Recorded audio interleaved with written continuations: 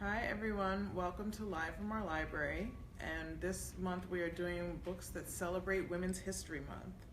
So I wanted to start off by touting a little bit our Kids and Family Reading Report, 6th edition. We just came out with this, and I'm showing this to you because I want you to definitely check it out. It's got a lot of data about the reading habits of children from 0 to 17 and what their parents are interested in. But this month we've really been trying to focus on this one particular statistic, which is when we were asking parents and children what types of characters they were looking for in children's books, and especially when they're looking for a book for fun. So the number one answer was no kind of characters in particular, it just has to be a good story, which is what we all want, right? But then the second highest answer was that folks were looking for characters that can be role models to my child because they're smart, brave, or strong.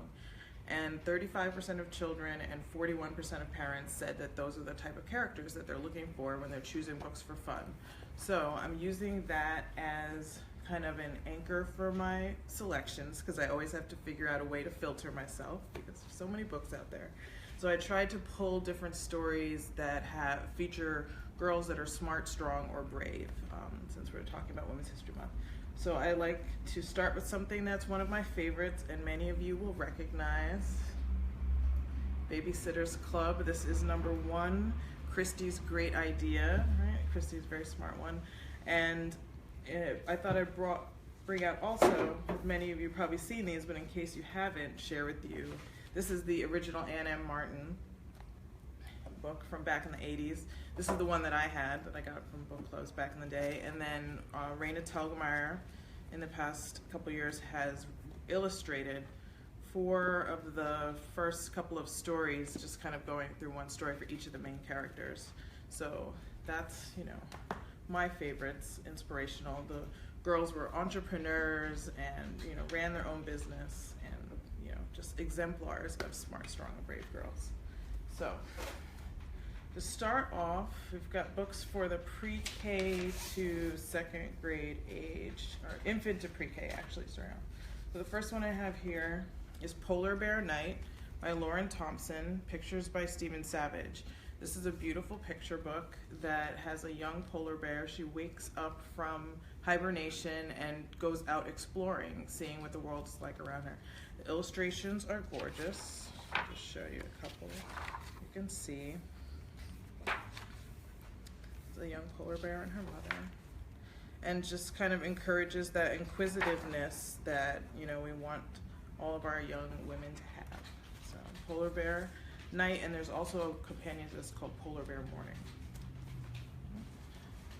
And then the second book that I pulled for that age group, infant to pre-K, is I Like Myself by Karen Beaumont, illustrated by David Catrow. Right? It's got a just beautiful, fun, quirky young girl, and I just wanted to read you the first couple of lines from it. It says, I like myself, I'm glad I'm me, there's no one else I'd rather be. I like my eyes, my ears, my nose, I like my fingers and my toes.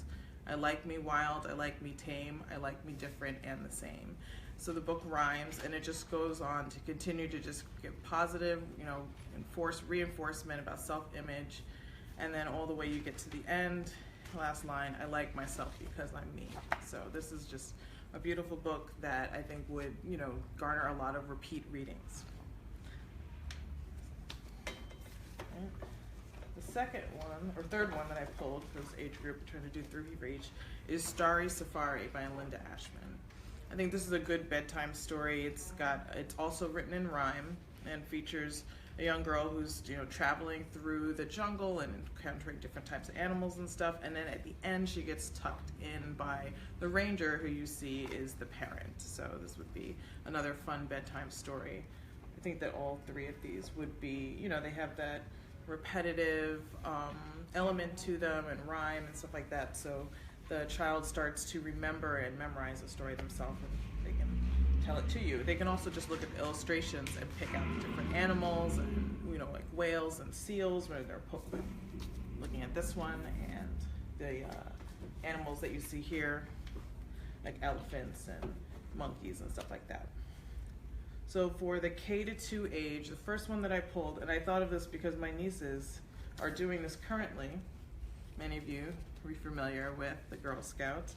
This book is actually about the founder of the Girl Scouts, and the title is Here Come the Girl Scouts by Shanna Corey, illustrated by Hadley Hooper. And this one goes through the founder, who goes by, her nickname is Daisy, and she goes overseas and discovers this group called the Girl Guides and gets inspired to come back to the United States and create a group similar to that here in America for young women. And I really enjoy this story because, I never myself had the opportunity to be a Girl Scout, but I do look forward to being sold cookies every year. And I just thought that this was a good one because I wanted to highlight the fact that the Girl Scouts were a group that was, adopted diversity early on. So in the author's note in the back, which is always fun with a nonfiction book to read, you see that they say, from the beginning, Daisy felt strongly Girl Scouts should be for all girls. First troop was made up primarily of society girls, but the daughters of dock workers and locksmiths were soon joining as well. Daisy and the women who worked with her looked across class and religious lines and actively sought to form troops in orphanages, churches, synagogues. They visited shops and factories and encouraged young girls to working there to join. And then you see that later on, photographs as early as 1920 show African American Girl Scouts in New York City. By 1921, the Girl Scouts officially opened to minorities, and there was a troop in Chinatown, a Native American troop in Onondaga Nation, and a Mexican American troop in Houston. And early on they were segregated, but by 1956 the Girl Scouts took their commitment to all girls a step further and launched a national drive to desegregate all troops. So it's just a great organization. Many of you out there may have been part of it and have daughters that do it, and it's got a nice history, so I thought that this would be a fun book to bring out this month. The second book I have for the K to 2 age range is called Drum Dream Girl, How One Girl's Courage Changed Music. It's by Margarita Engel and Rafael Lopez. And this is also a book that's based on a true story. It's about a young girl. She's Cuban, but she's, mixed Chinese, African, Cuban girl. And she broke the taboo against female drummers. She went on to perform with many jazz legends and stuff throughout life. So this is a great, also nonfiction story of an inspirational young woman. And then the third one that I have for that age range is called The Princess and the Pony by Kate Beaton. And this is a story of a young girl who wants to kind of be a warrior princess, but she doesn't get the fierce warrior pony that she's looking for, and she, uses the strengths that she has, which is her cuteness, her ability to get cozy sweaters together and stuff like that, to overcome all of the other fierce warriors during this large battle that takes place at the end. The illustrations are fun, and it's just like a really fantastic book that I think it came out 2 years ago, or maybe last year, by Kate Beaton. So that is from K to 2. So now, do we have any questions? All right, so I'm going to go to the 3 to 5, third grade to fifth grade. So third graders are about 8 years old up, so 8, 9, 10, 11 years old. And the first book that I have there, this is actually a book of poetry called Amber Was Brave, Essie Was Smart by Vera Williams. I wanted to pull a lot of Vera Williams books. I was looking at more. I was also looking at A Chair for My Mother, but this one, the title just was so compelling, so I had to pull this one. And I also wanted, for some reason this month I'm reading to you, I wanted to read a little bit of the first poem that's in the story about these two young women who are sisters. And it says, Amber could write her name in script, Essie taught her. But Essie could read hard library books. Amber could tie her own shoes if Essie double tied them for her. Essie could thread a needle, cook toasted cheese sandwiches, make cocoa, put the lipstick on just right when they played dress up. Amber was brave. She could go to get the grocery man to trust them for a container of milk, though their mother couldn't pay him till payday. Amber wasn't afraid of the rat in the wall under the sink or of climbing up in high places. Essie kept their house key in her little purse, but the front door to the building wouldn't even open unless they both pushed on it hard. Essie was tall and Amber was small. Essie was smart and Amber was brave. Essie and Amber, Amber and Essie.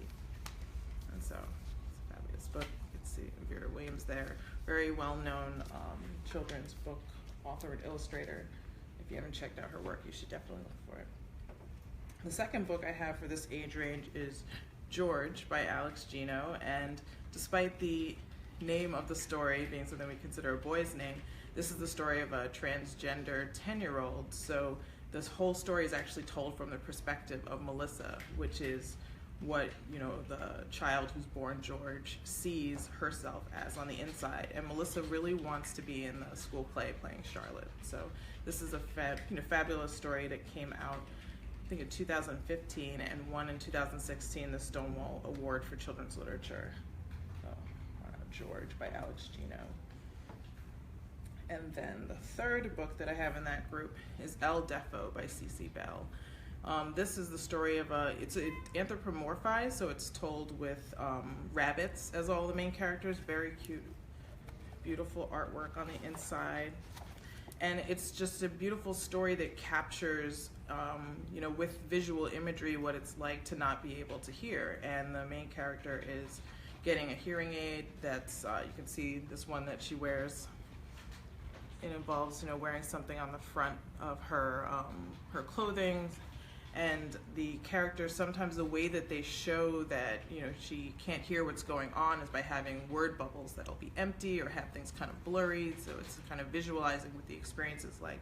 And they just wrote a full piece about this book in School Library Journal last month. I read the piece and it almost had me tearing up just reading about the experience that young women were having, or not just young women and men reading the author's story and seeing the presentations they do with somebody doing sign language and talking about reading lips or not reading lips, and, you know, brought like tears to the corner of my eyes as I was reading the story, so I felt like I had to share this one this month.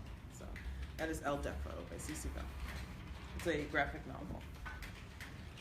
All right, so that was the 3rd to 5th grade age range. The next one that I have is 6th through 8th grade, so moving up into middle school stories. And so I pulled one, you know, as we get into middle school, people are really enjoying fantasy and series books, and so I pulled this one, Moving Target by Christina Diaz Gonzalez. It's, I think one of the reviews that I read said that it's kind of like the Da Vinci Code for kids. And in the story, you have a young girl who discovers that she is one of the few people that can operate the spear of destiny, and basically is, you know, going to be a hero who saves the world. So there are more books in this series, and I, you know, bring out something that was fun and kind of exciting and adventurous, with a hero kind of similar to Katniss, but for, you know, a younger age range. Then some nonfiction. This is a book called Rad American Women from A to Z, and so it's kind of, you know, formatted almost like the ABC book that you may, you know, usually choose for a young child, but instead this has, you know, the letter O is for Odetta, and then there's a, you know, short biography of this particular person. And then I've got, now this is a book that I'm actively reading right now. It's called Night Witches by Catherine Lasky. I saw Catherine Lasky present this book at the ALA conference in January, and I got very excited. Because it's always exciting when you see a story that's something that you didn't know about before. And in this particular book, it's fiction, but it's about these young women that were in their late teens, early 20s, and they were pilots. They're from Russia. It was during World War II, and they used to fly in these planes that were canvas and wooden, and they would kill at night, and they would kill the engines before they cruised in to drop bombs and stuff like that. And they were kind of, you know, got not hero status, but the Nazis would be very scared of them. They called them the Night Witches, and they had these, you know, myths and kind of rumors going around that they were genetically enhanced so that they could see at night and stuff like that. So the story starts off with a young girl whose sister is already gone, and she is one of the Night Witches, and she's trying to get to the base, and she wants to, you know, fly too. She can fly better than her sister. Her sister is better than her at most things, but she happens to be a better flyer, and it's, you know, right in the middle of the war. Bombs are, you know, getting dropped everywhere. So it's a very exciting start. You know, it starts in the middle of the action, and I'm really enjoying this one so far. I believe that Catherine Lasky said she got the idea because one of the last living night witches passed away, and when she read the story about that person, then she got inspired to do a little research and write a book about it. So, Night Witches by Catherine Lasky. As I go through all these, I just remind you that we are going to post the list on Scholastic Parents so that you can see all of the titles and the authors and illustrators so you can pick them up for yourselves. So those were the 3 books that I have for the middle grade ages. Now moving into books for young adults, so that's going to be people who are 14 and up, high school mostly, although sometimes somebody might be reading up if they're a little, kind of a precocious reader like I used to be. The first one I have here is Overturned by Lamar Giles. And in this book, you've got a story of a young woman who has been kind of running, she's in Las Vegas, she's been kind of running the family business, running a card game, doing different things in the casino world while her father was incarcerated. And then he gets out and then gets murdered. And so she is running around and she is trying to solve her father's murder, track down and figure out who killed him. So it's a little bit of a mystery. I love this cover with the different pieces, from the different signs from the card games and stuff like that. So this is Overturned by Lamar Giles. All right, I'm going to take a look real quick and see if we have any questions. We're waiting to see. All right, so I have one from Tanisha Dodson Welton. She said, my 7-year-old is obsessed with cats. He checks out a new book about cats from his school library every week. Any cat books available? The first ones that come to my mind are the Pete the Cat books. There are several books in that series about that particular cat. I remember a few subtitles like Rocking My School Shoes that had a great cover and stuff like that. And other books that have cats, there's, if he's interested in lions, there's a book that we just did recently called Cecil's Pride, and it's about the lion that was in the reserve in I can't remember which country it was, but it is the story with he recently passed away because there was a dentist that was poaching out there. I'm trying to remember the author, but the book is the same one that is by the same group that did Owen and Mazee, which is a story about animals that were 2 different type of animals. I believe a turtle and I remember the other animal that were friends. So that's a book about a lion, and I'll try to think of other. I know there's probably a cat book that's just evading my memory. That's a famous one. But the first one that I thought of was Pete the Cat. And there were several in that series. Okay, so back to looking at high school books. We had Overturned. This one here is called Without a Net. It's by Jane B. Mason, and this is the story of 2 young women that are girlfriends, and they decide together to apply to boarding school. And they both get in, and they're going there. Part of the reason that they wanted to go is because one of them had an abusive kind of family home life, and so they're going to try to go away to boarding school and kind of escape that ugliness that was in their lives and have a good time together. But when they get there, they go in 2 different directions, and one of them just really starts to experiment and hang out and kind of go down a risky path, and they start to grow apart. So this particular story, I don't know, we just read another boarding school story, and we met with the author yesterday here at our employee book club. So this kind of boarding school setting, it just takes me back to some of my favorite books, like Bruno and Boots by Gordon Corman, which I might have mentioned before. And this one, I think that you might enjoy. It's called Without a Net. There. And then the third one that I have for teenagers is called Killer of Enemies by Joseph Bruchac. Joseph Bruchac is a Native American author who's written over 100 books, all different age ranges for children. And then this particular one, this is your dystopian, future hero. She's a monster killer. She's trying to protect her family. She's Chiraqua. I think if I pronounce it right, Chiraqua.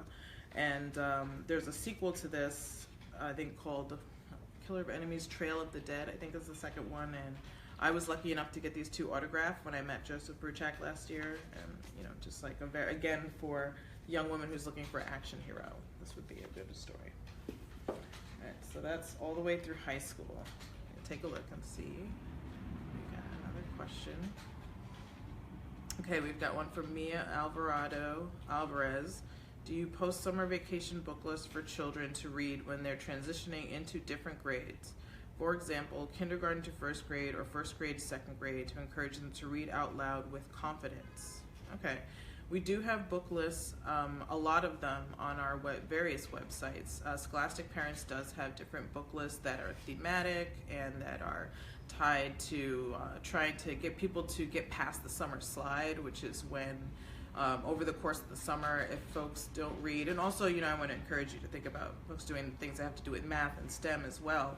But there is research we also have in the Kids and Family Reading Report about how summer slide is something that not everybody's heard of. If you're working in schools and libraries, and certainly here at Scholastic, we think that summer slide is like, oh, everybody knows that you got to keep working over the summer. Otherwise, the child may start to go back, lose a little bit of the advantage that they just got during the school year. But if you continue to encourage them to read, particularly for fun, and do different activities that would encourage them to practice things that have to do with science and math, and even artistic things and stuff like that, then they won't necessarily kind of slide back over the course of the summer. So if you look on the parent site, also the summer reading challenge that Scholastic does, you look there, they're all different kind of book lists that would give you some ideas. And I just want to double check, because you said specifically kindergarten to first to second. There are some books, I'm trying to remember, I will put the answer to this down in the comments. If anybody else has questions, to make sure you put them in the comments section. We do have some books, they're really thick, I know they're about that fat. They're workbooks that are kind of for that, from the education group for kind of going from one grade to another. And then we have a question from Marilyn Dykstra. It says, another favorite is Wilma Unlimited, about Wilma Randolph, who overcame polio to win 3 gold medals in the Olympics. My son likes this book, and Mighty Jackie too. I believe boys need to read about strong women, and girls too. Absolutely. In fact, thank you, Marilyn, for bringing that up. I did a blog post last week on the Scholastic On Our Minds blog, which is scholasticblog.com. And it was girls, in quotes, books for boys, so stories that have, again, smart, strong, and brave young women that I thought that boys would enjoy. And so, of course, there's Harry Potter, which has Hermione in it, and The Hunger Games with Katniss, and Divergent, which has Tris Pryor as the main character, and everybody are reading those books. And then I tried to go through some books for middle grade and picture books also that that boys would enjoy reading, that feature girls as the main characters. And I think one of them was Oh No, or as a long subtitle, it's like The Day That My Science Project Went Crazy and Took Over the World, or something like that. And Going Places was a picture book. So if you look for that blog post, it's called Girls Books for Boys. And thank you for your suggestions. I also like that one about Wilma Randolph. I've seen that one. So the last books that I have here are for adults. We try to put something in there that you might enjoy as well. So I went kind of 3 different directions. This first one is not one that I have read yet, but it's on my to-read list. It is called The Unraveling of Mercy Lewis by Keisha Parsonen. I hope that I pronounced her name correctly. And this book won an Alex Award, which is something that the Young Adult Library Services Association, they choose 10 books a year that are books written for adults that they think that teenagers may enjoy. And this actually has a protagonist that is a teenager, because sometimes adult books have a teen protagonist. And I just wanted to read a little bit from the New York Times review for this book. And it says that The Unraveling of Mercy Lewis treats us to another hard-boiled teenager as forceful as she is vulnerable. In Port Sabine, a Texas town ravaged by an explosion at the local oil refinery, the high school student and basketball prodigy Mercy Lewis navigates a series of disasters. And for the young woman who's an athlete, the person before mentioned, Wilma Randolph, this is a book where the high school basketball team is heavily featured. There's a mystery. Everybody's trying to figure out. She's living with her grandmother. So there's a lot going on in here. And this is one that I have been excited to read. So I thought maybe if I talked to you about it, it would encourage me to get going with it. There's so many books, right? And then I brought this one out, Her Stories, by Virginia Hamilton, illustrated by the famous Leo and Diane Dillon. There's African American folk tales, fairy tales, and true tales. So I thought that this would be a nice book to perhaps for you to get to read aloud stories, to your daughters and sons. Some of them are, based on actual people that existed. Other of them are, tall tales, folk tales, and twists and fairy tales and stuff like that. So Virginia Hamilton has a lot of different kind of folktale, fairy tale stories. The Lifetime Achievement Award in the Coretta Scott King Committee, which is a group that selects books for awards in the American Library Association, that they name their Lifetime Achievement Award winner gets the Virginia Hamilton award. So she is kind of a big deal. She's kind of a big deal. And then the last one that I have for you here is Persepolis, Story of a Childhood by Marjane Satrapi. This book I read a while ago. So, I was trying to dig through my memory banks and remember exactly how to describe it. But it's a young woman. She grows up in Tehran in the beginning of the story. As you go through the middle of the story, because of the Islamic Revolution and things that are going on in her home country, she actually ends up spending time in Paris at a boarding school. So it's not, just the story of somebody from this part of the world and what it was like during the Islamic Revolution, but it's also a coming of age story, somebody that is evolving from being a young adolescent to being a teenager and then a young woman, and she's, not always in her home country while she's doing it. It's got amazing illustrations, just kind of like so compelling. And this is a book that if somebody was starting a comic book collection or graphic novel collection, this would be one of the kind of core books that you would have in the collection. This Mouse by Art Spiegelman, of course, and like Watchmen by Alan Moore. These are the kind of classic graphic novels. And so if you haven't read that one yet, I think that you would really enjoy it. So I've got a bunch of different stuff. I tried to filter myself down a little bit. We will post this list on scholastic.com/parents. If you want to look for the Kids and Family Reading Report, you can go to scholastic.com/reading report, and you can see all of these, wonderful information that we got for you about Summer Slide, about choosing books, about what kind of characters folks are looking for. And I look forward to getting together with you guys next month as we continue to do reading recommendations live from our library. Thank you.